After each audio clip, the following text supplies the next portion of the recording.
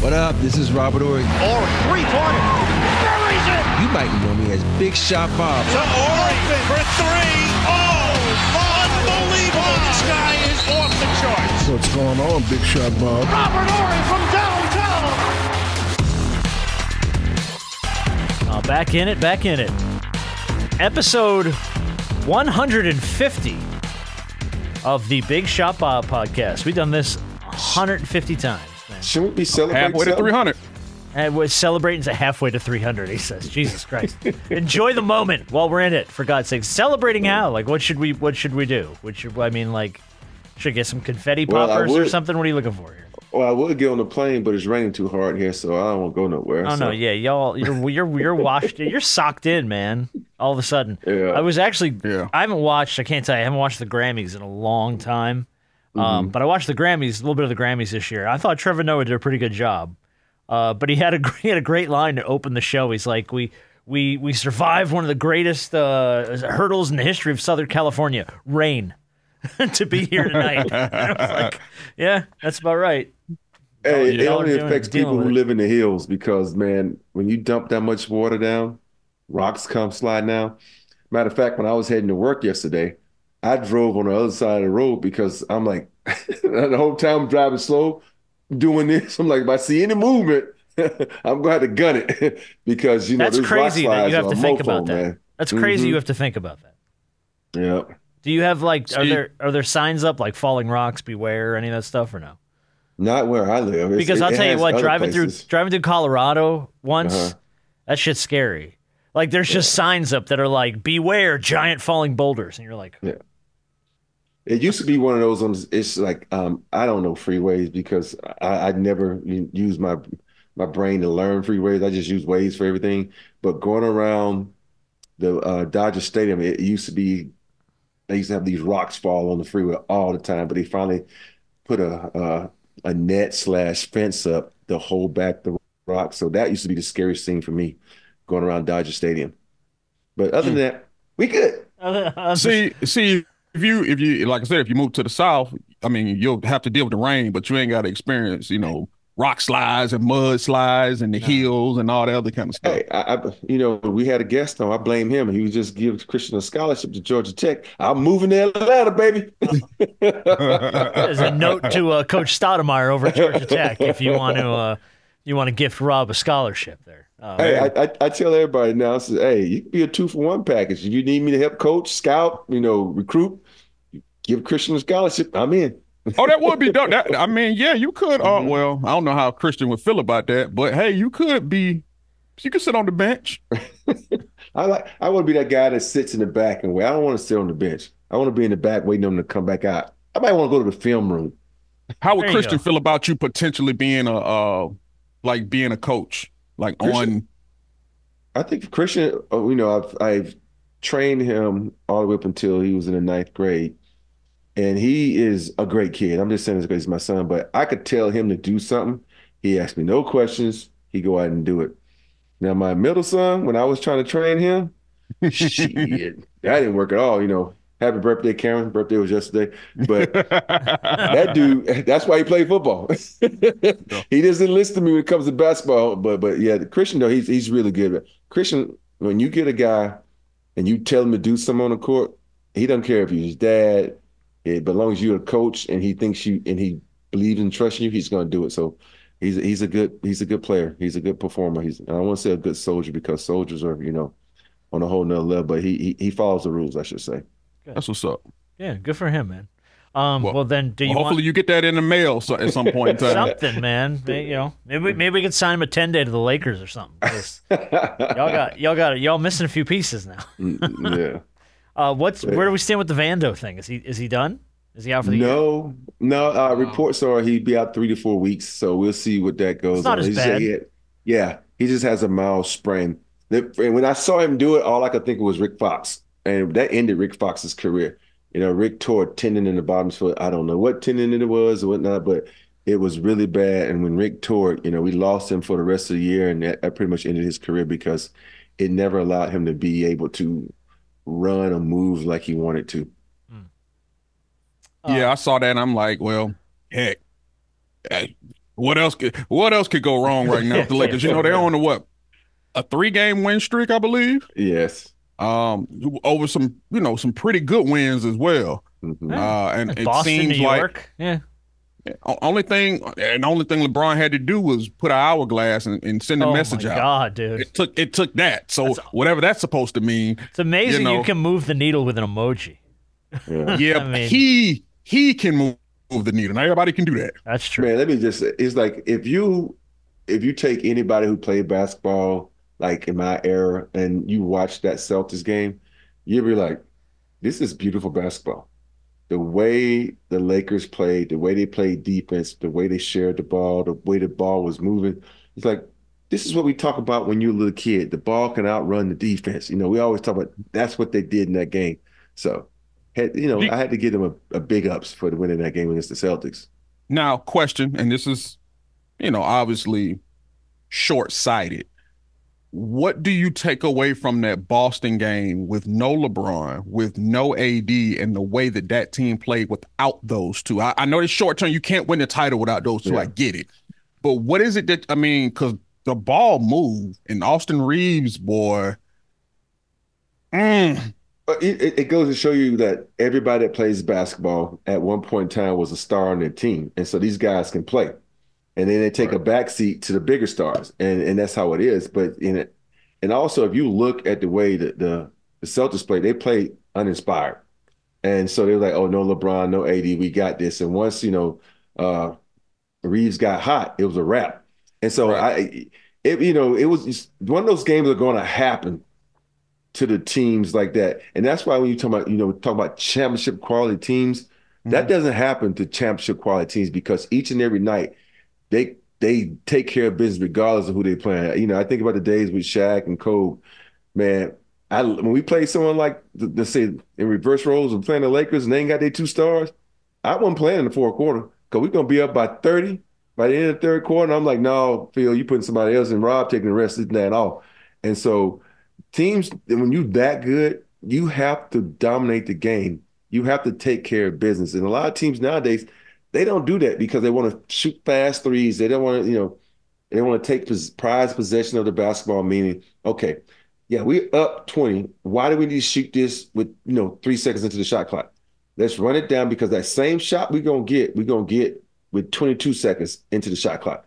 And guys don't think that way. Even the game last night, they got an offensive rebound and he kicked it out to D'Lo, and it was like 40 seconds left to go in the game, and he took a 3. I'm like, dude, time is the most precious thing in sports, life, everything. So use the time wisely instead of taking a bad 3. So that's how it works. But it happens every once in a while, man, even to the best of us, but not the great of us.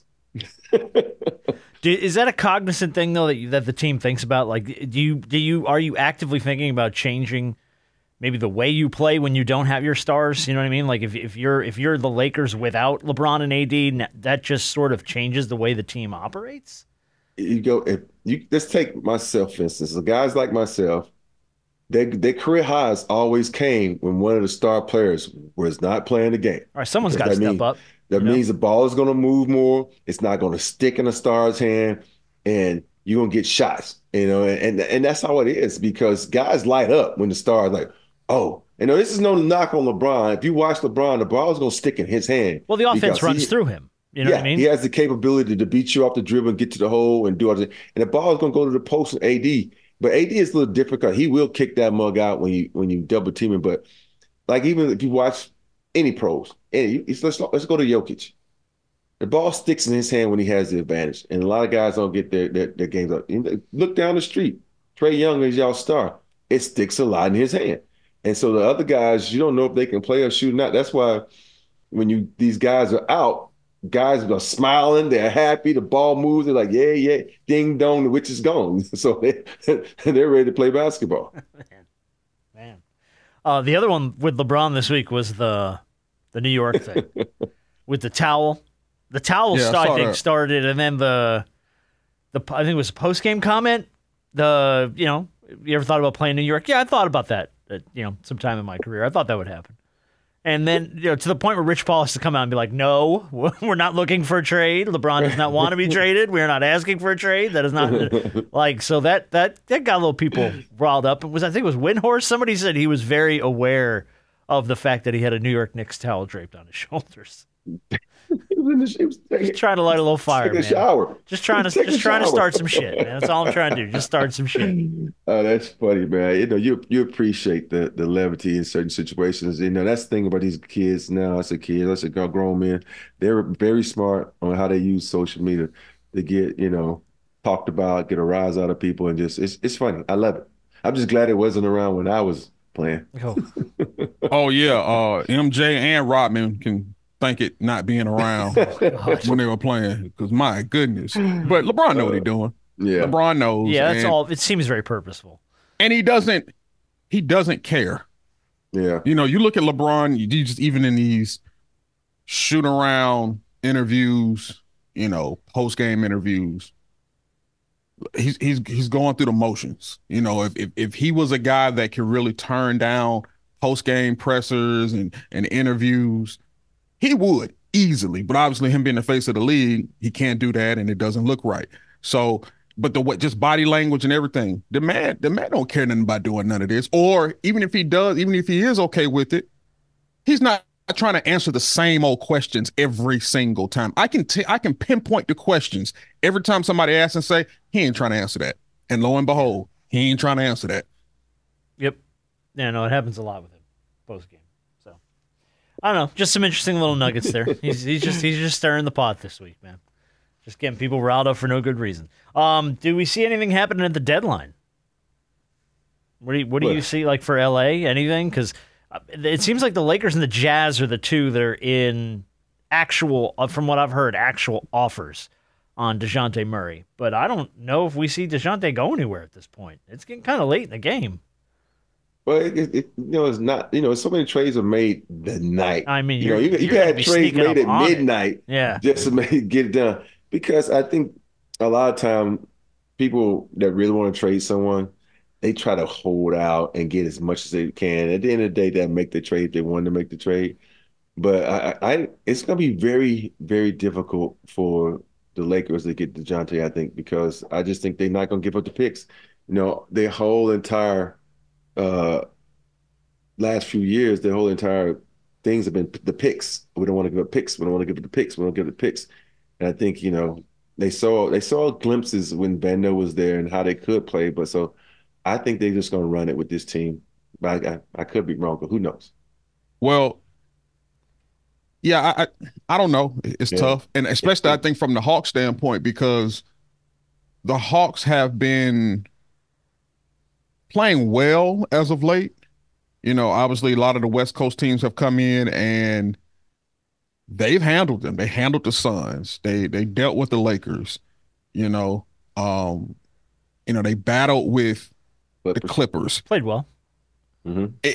They've been looking pretty decent. Now, outside of the fact that whatever the Lakers were offering them probably wasn't enough, now you look at the way that they're gelling, and the one reason why they're playing so well is DeJounte. Yeah, he's playing. And obviously, when you hear your name in trade rumors, obviously, guys hear it. Whether they care about it or not, they hear it. And they go out on the floor and they're either showing their current team, hey, I'm going to make you think twice about this, or I'm showing my next team, hey, this is an audition and this is what you're getting. So it could be a combination of both. But I think it's going to be real tough for the Lakers to get DeJounte unless the Lakers offer something that we don't know that they're going to offer. Yeah, I mean, well, the Lakers we always make the joke about, the reason that Bando is playing so well because he's the only one on that team that can't be traded. So he's just a happy camper.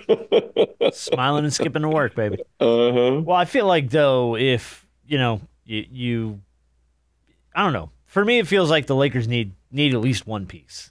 I don't know what that piece is, but they keep saying they want a defensive wing. Yeah, I've heard that too. That's the funniest thing I've ever heard because nobody plays defense anymore. Nobody. I'm like, just Bando. Got your defensive wing in Bando. Yeah. So what do you want? Well, DeJounte does play some defense. Mm-hmm. I will say that he's scrappy. He gets his hands in the passing lanes. He's not top 3, top 4 in assists over the last 5 seasons for nothing. I mean, not assists, but steals for nothing. You know, he's a pretty decent on-ball defender, and he takes some pride in it. So, I mean, for what it's worth, for what it's worth to play defense nowadays, he's still one of the guys that do it. What about for the most part? Yeah. What about Embiid? We didn't talk about Embiid yet. Oof, that was crazy. That's a sticky situation. 4 weeks. Yeah. Is that what they're thinking though? He'll be evaluated after 4 weeks. Okay. So after do 4 we weeks, know? they evaluate him, then they got another 2 weeks to get him ready. Yeah, I was going to say 6 weeks. That's 6 weeks. But do we know? Because from what I was hearing it's a meniscus flap, is what I've read on it, and it said if it was a total repair and replacement, that he very well done. could miss. That was it. Like you're done for the year. Yeah. So Right. do we know? Like where are they with? I don't know where they are with this operation or where he stands currently. Like has he had it? The operation, is it done? I don't know if it's done yet. Is it? Is it the same? Didn't he have issues with that knee? What kept him out in the beginning of his career? I think so. Yes, I think it's Yeah, the same. Yeah.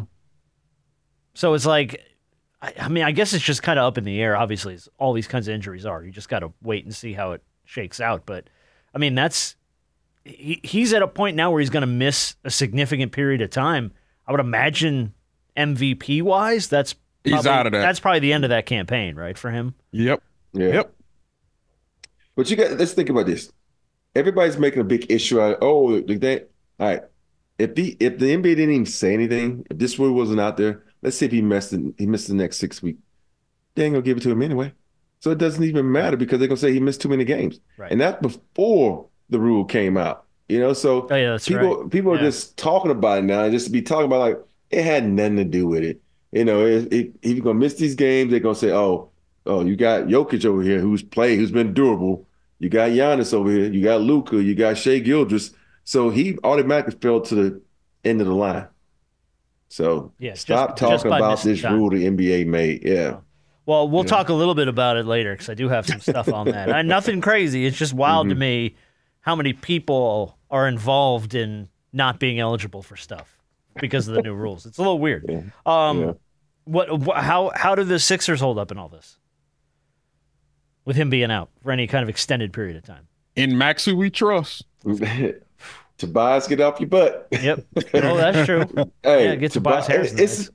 You know what? It's weird when one of the Sixers stars go down. Usually Tobias steps up, and I'm hoping he steps up because he said it all the time that he's an all-star. This is your moment to prove it. Go out there and and be that second or first fiddle, but not the third fiddle. You're too damn good to take a back seat to everybody else on that team. Yep. All right. Well, we'll see how it shakes out. Yeah, that's gonna be interesting. I think they drop. I really do think they fall. Oh, I they're think. gonna fall Well, yeah, a they're lot. going to take a couple. I don't know about a lot. You take a few steps back, but I would. Yeah, hope, but I mean, I get it. It's Embiid, but Yeah. you hope that you can, like you just said, you hope that it's the same situation with the Lakers when your big guys are out, and in this case, you got to go without him for an extended period of time. Everybody on that team was a star at some point.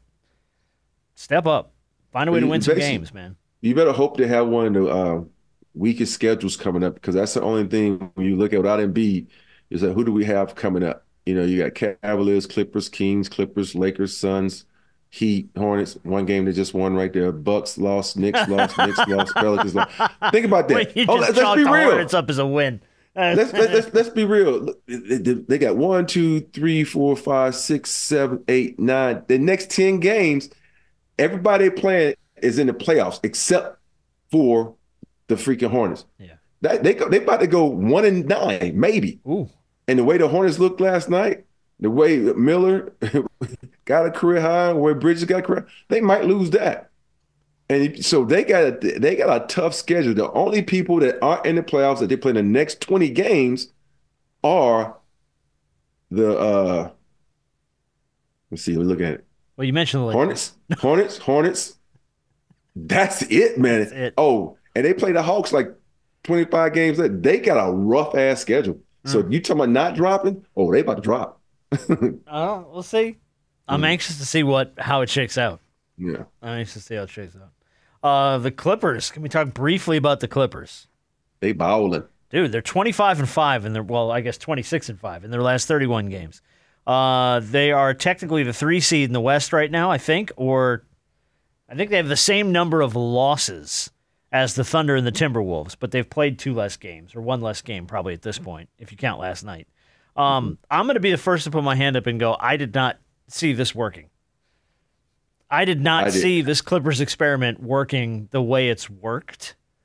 And I certainly did not see Russell Westbrook being the statistically best 6th man in the league right now. I would have been the first one, and I'll be the first one with my hand up and go, nope, I didn't see that at all. I think if you look at when the Lakers moved Westbrook to the bench, he was a leading candidate for 6th man of the year. Because we look at Russ and we look at where's the OKC Russ, but this still is the OKC Russ. We just didn't pay attention to turnovers like we did because the team was subpar, and they feel like he was forcing it. But this is Russ. This is who he is. He's going to have a lot of turnovers, but he's going to play his ass off each and every night. He's going to give you a lot of energy, and you have to respect what he does because he plays hard. And for me, if you look at this team, I think the fact that you got 2 players in Kawhi and Paul George who are like, no, I don't care. Whatever, as long as we win, who gives a shit? And you got James is running the team. James is passing the ball. He's literally making everybody on that team better because he's getting the ball to the people in the right spot. And I always thought James was just a lob guy to centers, but no, he's penetrating, kicking to the guys on the wing. And I'm even impressed that he's actually spotting up and catching and shooting and knocking down Jays, which hasn't been his forte for a while. Yeah, and as you talk about that, I saw a lot of that last night. Obviously, being in State Farm Arena last night, Clips were in town. Watching the way that team plays now, it was a high-scoring affair. There wasn't a ton of defense. Well, I won't say that. Guys were just knocking down shots. Both teams shot well. But the Clippers just have a lot. Like, they got a lot to throw at people. Most people, you take a big drop-off when you throw in your second unit. There's not a ton of drop-off with their second unit, even when it comes to Russ or it comes to Norman Powell, or even sometimes when you leave Terrence Mann out there with the second unit. To be able to give those 3 guys a breather and then being able to interchange some of them and throw them in with the second unit and sit other guys down, they got depth. They have some serious depth. And obviously, your two big man, 2 reserve big men who are out there because I think Zubac is out right now, but he'll be back soon. But just the way their big men play, their big men don't have to do much but roll to the basket and play defense. And put people on the ass. That's what Plumlee does. He just knocks people around. That's what you have your enforcer, a solid enforcer. That's exactly what it is. And guess what? When it's time to actually play defense, they're going to do it. You know why? Because I got 2 of the better wing defenders in the NBA, and that's Kawhi and that's Paul George. And then when you put Westbrook and Norman Powell out there, that's 4 people right there who can play defense. Who cares if Harden does it? Because there's always a weak link on the offensive end. You can put Harden on him and say, yo, just rest up, young fella, old fella, whatever he is. He's not really a young fella anymore. Not quite an old fella, but he's somewhere in the middle. But mid-range. Is that what they're doing right, though? Is it just moving the basketball more? Because I really thought it was going to be the Harden show. And then from that comes strife amongst teammates. I think the fact that Harden and Westbrook has played before, Paul George and Kawhi are such laid back guys, and that and I think when you don't have alphas, because let's think about it, even though they're alpha dogs on those teams, they're not the true alpha in the sense where I need the ball, give me the ball, we ain't winning because I don't have the ball. They're like they just want to win. And I think you look at that mixture of that team, there's no head button. They just go out and play basketball. And I think Ty Lue, we're going to give him some credit too. He's found a system that works. He's got those guys to buy in. I know he didn't want to do this, but even putting PJ Tucker, let's face it, it's past his time. We're going to sit you on the bench and we're going to save you for the playoffs to play some defense. So I think the way they're playing this game, the way Ty Lue is coaching this game, it's been perfect. He's only playing, 8 to 9 guys, which is how it should be played instead of playing 12 guys like a lot of teams like to do. Everybody's getting the rhythm. Everybody's playing very well together. Can we get Ty back on? Man. You got to reach out to him, man. I know Okay. he's busy. He's coaching a team, but Oh, I should have said something to him yesterday, and I ain't even think about it. I'd love to get him back on and just kind of pick his brain about how he had to put this thing together. Yeah. Because we all said this was going to be a puzzle.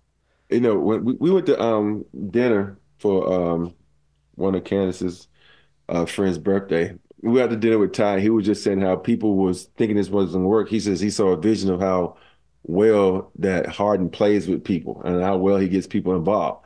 And so he saw the vision. He says it's gonna take us some time. He said you're not gonna just jump out there and start winning. And now he's proven his point. He says they're playing well together and they know each other. Because think about it, when you throw a dynamic player like him, meaning Harden, onto a team and you don't really practice, it's hard for other guys to get to know his specialties, his moves, what he likes best to do in the court, and vice versa. He needs to learn those guys. So I think as games have gone on, because think about it, when they first started out, they was getting smashed by everybody. Yeah. And so, but it took some time to learn what was going on and understand who's the pecking order. Yeah. Yep. Interesting. Well, yeah, if we have the opportunity to get Ty back on, I'd love to get him back on. See if he can join the show. Okay. Or send me a contact so I can reach out to Clippers Media or something. Okay. And we'll see if we can get Ty back on. All right, by the way, before we move on, we got Super Bowl, we got Big Shot of the Week, and we got a game called Traded at the end, which coming up on the trade deadline, we'll kind of see what you guys know about who finished their career where. Are we sleeping on the Cavs? No. Cavs are the 2 seed right now, I think, in the East, man. They are. We said what 2 words about the Cleveland Cavaliers. I mean, it's Cleveland, and they are under the radar. They're under the radar. Didn't they do the same thing last year? They were. Was it last year or the year before that they It were was last up year there? because they got Donovan First or Mitchell's second year was seed. last year. Okay. Yeah. Yeah. So They it was did the same last thing year. last year. Yeah. Yeah. Yeah, they were up there and they got bounced early. Mm-hmm. I think when you look at teams, and the Cavs are a young team, even though they added, Max, who has some playoff experience, I still think they're young, they're immature, and the good teams don't let one guy beat them. I know, Donovan Mitchell, and then you got Garland, but I just think the Cavaliers are missing the ability to stop people on the other end, and that's going to hurt them. Okay. Yeah, I got to be honest, I haven't watched a ton of Cleveland this season. I went back and started digging up some highlights when I saw they were because at the time of this they were the 3 seed. Last night they won. They were the 2 seed, and I'm like, oh, I got to go back and look at what have I not been paying attention to. Yeah, but I do know Jared Allen he's been active. Yeah. And he's been out there, doing what Jared Allen does. He runs the floor, protects the rim, alters shots, and rebounds. And every occasionally when he runs that floor, you're gonna hit him with a lob. So, hey, I'm not surprised with him and Evan Mobley down there. Those guys should be much more, and they're gonna benefit a lot from the 76ers loss of Embiid. They are, because that's one less big man that I got to deal with in the East, the prominent big man in the East. You think about this: the Sixers in fifth place right now. 2 games out of 6, 3 games out of 7, 4 games out of 8, 7 games out of 9. So a 4 or 5 game slide for them could end up in the play-in. Yeah, you think about, you got hot team like Brooklyn and Atlanta playing really good, and you got Chicago probably slide because Zach LaVine's out for a couple months, but who knows? Oh, yeah. But it's possible the Sixers could fall down to the play-in spot or even out the playoff. No, not the playoff because Toronto, Charlotte, Washington, Detroit suck. Yeah, I was going to say, you got some bad teams. Let's not even talk about the Pistons. I don't even want to talk about the Pistons. But for the sake of putting it out there, Donovan Mitchell in his last 10 games, 35.6 points per game. And they've won 14 of their last 15.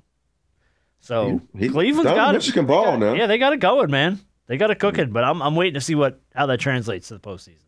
Yeah. Show me in the postseason.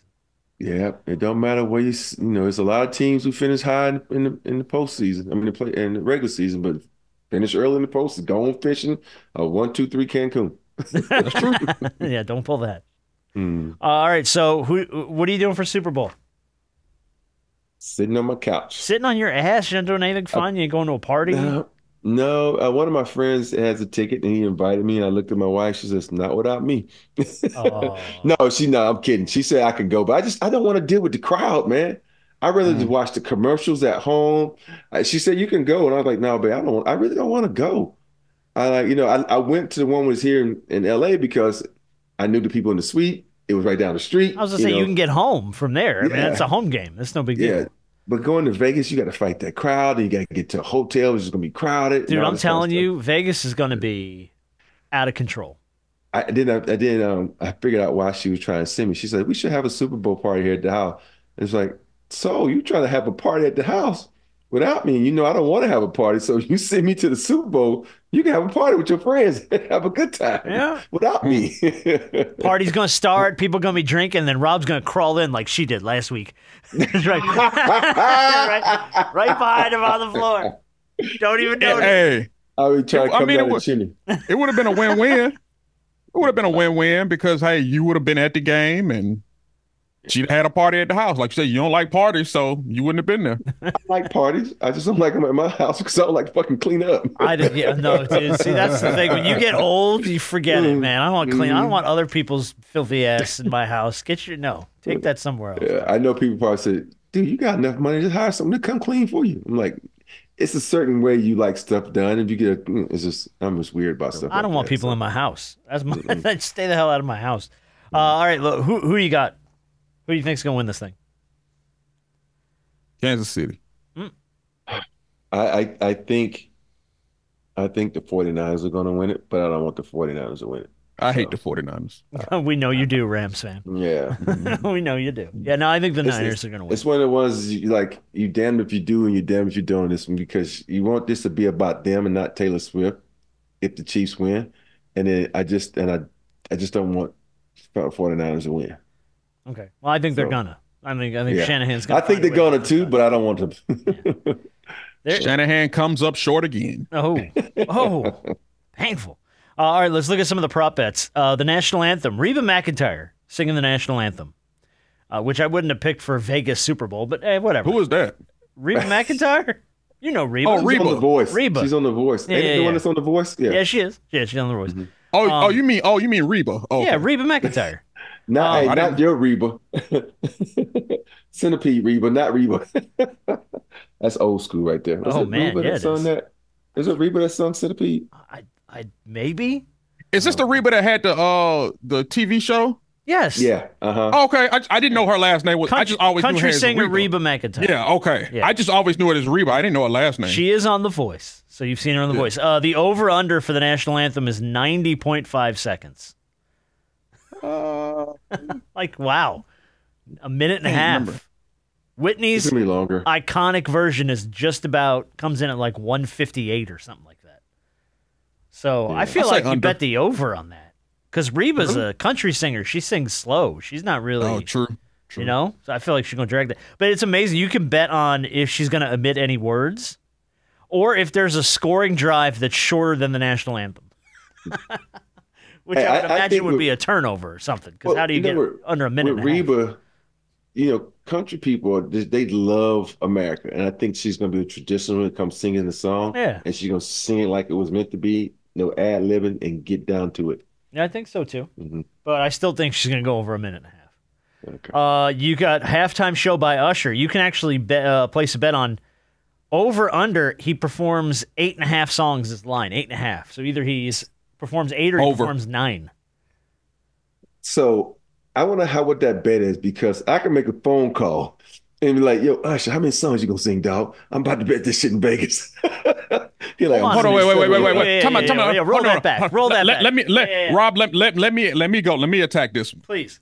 When you say you can make a phone call, you mean actually to Usher Raymond No, himself? Not to Usher, but someone who knows Usher. Oh, but even then, you're talking about the man next to the man. Yeah. And Jenners, now I think I can ask this for the both of us. Go, please do. We ain't had no Usher Raymond on this show. We ain't even had an Usher. We ain't even had an Usher from the church on this show. We've had no form of ushers whatsoever. No. Well, I just met this person not too long ago, so that's the reason. It's not like that Usher number been in my phone forever. I just met this person that knows Usher, so It's not like it's been there for like 3, 4, 5, 6 years. It's only been for like 6 months. 6 months is a nice little bit of time. Has it been 6 months? When did the season just start? It's not been 6 months. You talking about the football October. season? Oh, this season. Basketball season Yeah. started in October, Okay. like late October. That's about what. Oh yeah, you got enough time to reach out and say, hey, you know, whoop de whoop. Hey, let's. But would that be fair though? You put like I'm gonna put $1 million down, and because you already had an inside scoop on. how many Look, songs man, you're there gonna ain't nothing that says you can't have inside information. If they find now you put this shit out to the world, now it's probably gonna blow up in your face. But sing. I'm not betting on any of that stuff. okay, yeah, but no, I don't think there's anything. Actually, I'm gonna wind that back. I don't know if it's illegal. It seems like I'll be like Martha Stewart or have my ass. That's in very jail. it's very insider trading. It's very insider trading. Yeah. Hey, and I'm gonna tell you this right now. Where you may end up going ain't gonna be as plush and lavish as where Martha's at.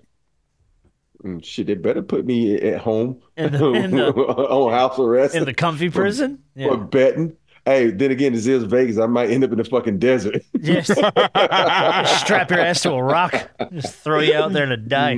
All right. So you can also bet whether Usher will debut a new song during the halftime show. Oh, I would bet on that. You think so? I think I don't think so. I don't think so either. Mm-mm. I feel like that you bring Usher in to do the class, whatever the hits are. You know what I mean? Yeah. Have y'all seen the Christopher Walken Usher commercial for BMW? No. no.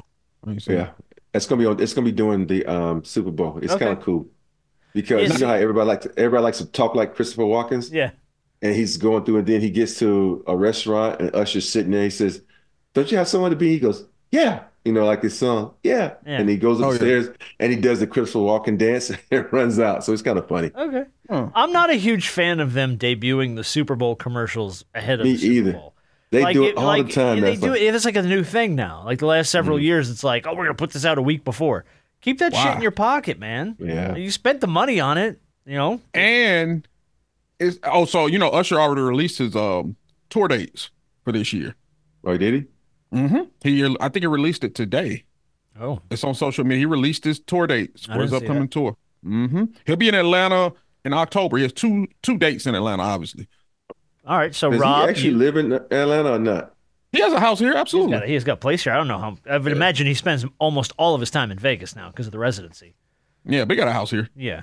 All right. So Rob, so you got between now and October to set up you coming to town and Usher in studio. All right. Okay. So you got time. I'm giving you what, like a 6-7 month walk up on that. Come on now. Gotcha. Uh-oh. I'll remind Candace. She'll get it done. Yeah, Candace, because Candace was stay on me about stuff because I I've learned this. Yeah, I've learned this. Yeah, I've learned this. Usually Hey, when B and I come up with a good idea, he's like, email that to Candace. You know what? Because Candace stays on me because you know me, I'll be like do. I'll be in here playing video I was games. gonna Like, say, Rob's in there playing the new Grand Theft Auto. He forgot about everything, man. hey, I gotta get on my boy Alex because he's supposed to send me my Suicide Squad. He lost a bet to Alabama. Oh, dude. Finish the season with a better record than Ohio State, so he needs to send me my Suicide Squad. Have you played it? No, it's PS5, right? Uh-huh. Yeah, no, I haven't played. I don't have a PS5. I'm dying. Oh, okay. I haven't played the new Spider-Man. I'm dying. I gotta Look be. at B how you looking at us. I gotta go. I gotta get me a PS5. I gotta convince some clown here to buy me a PS5. Not you, just somebody. I'm sort of calling you a clown. But if you want to buy me a PS5, Okay. you can also bet on the color of the Gatorade. Of course, they do that every year. Orange. Yeah, I'm going orange orange. is. By the way, since 2001, orange has been dumped 5 times. Clear has been 4 times. Oh, that's weird. That's just water. Yeah, blue is 4, none is 4, and then yellow and purple both have 3. So you can bet on stupid shit for the Super Bowl. So we'll see how it shakes out. All right, big shot of the week, and then we're gonna play our game. Big shot of the week is going to go to a gentleman named James Anderson. James is a plumber in the British town of Burnley in the UK over there. A few years back, he had a call to a 91-year-old woman's house for a busted boiler. And when he got there, he found out the woman had acute leukemia. And she was kind of on end-of-life care at her house. So the actual receipt that he wrote up for the call is what went viral. and it said, quote, "No charge for this lady under any circumstances. Lady is 91 years of age, acute leukemia, end-of-life care. We will be available 24 hours to help her and keep her comfortable as possible." So he got called on an emergency call. He didn't charge this woman a dime because she's at the end of her life. Well, the reason he gets Big Shot of the Week is since that, James has started an organization called DEFR, Disability and Elderly Plumbing, Heating, and Emergency Repair. And he has assisted over 2,300 people free of charge fixing heating and air problems, plumbing problems, for people that are either disabled or elderly at the end of their life. So he started an organization based on this one viral moment, and he has helped over 2,300 people who otherwise would have to come out of their own pocket at a time where you don't have it, and you're in tough spots. So I just thought that story was freaking really, really cool.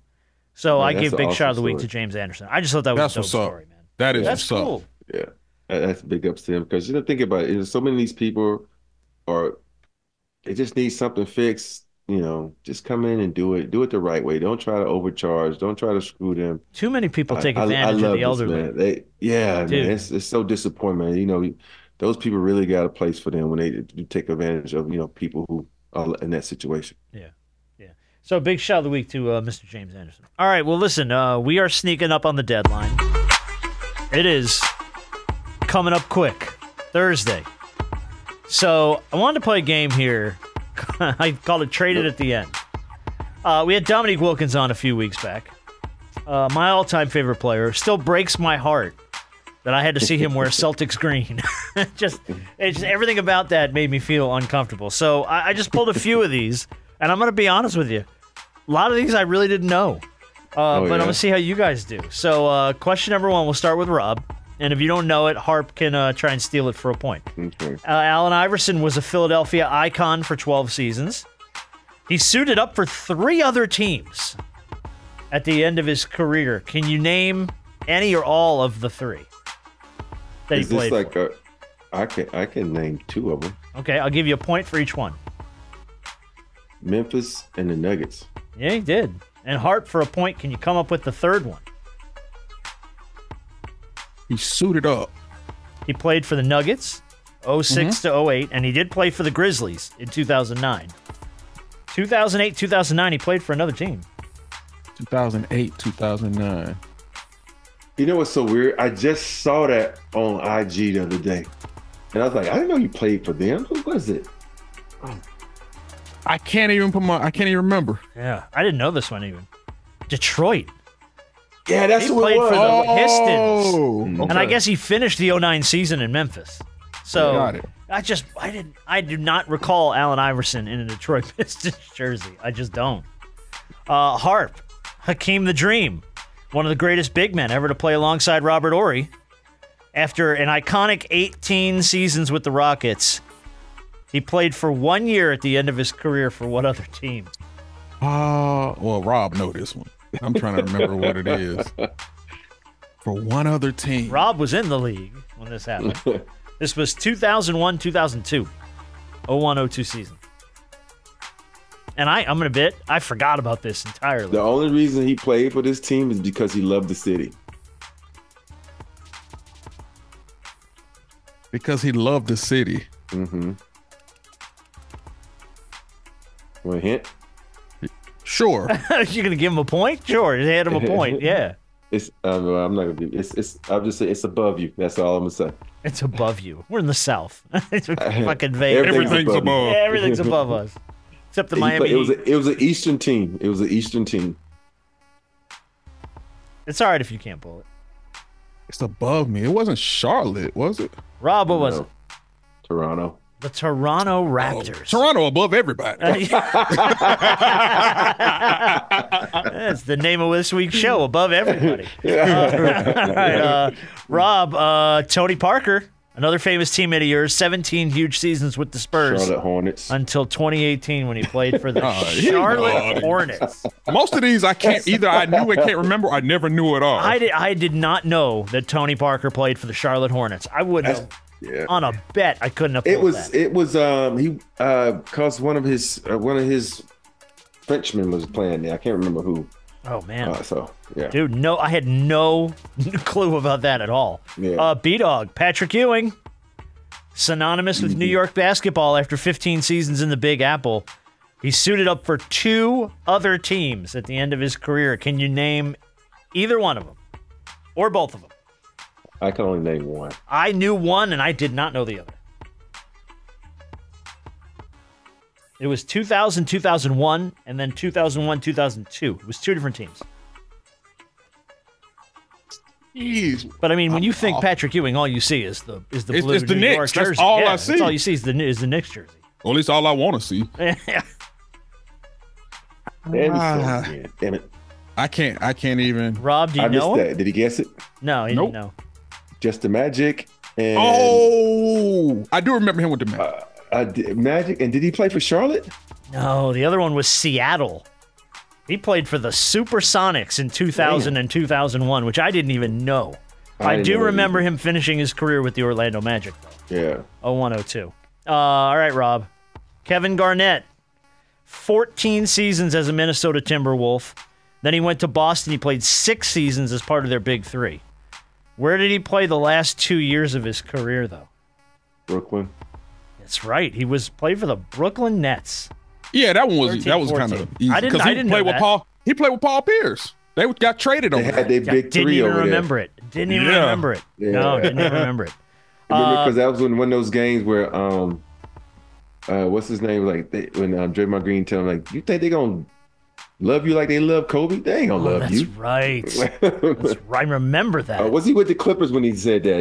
He might have been. Oh, no. I can't remember that, but I remember that.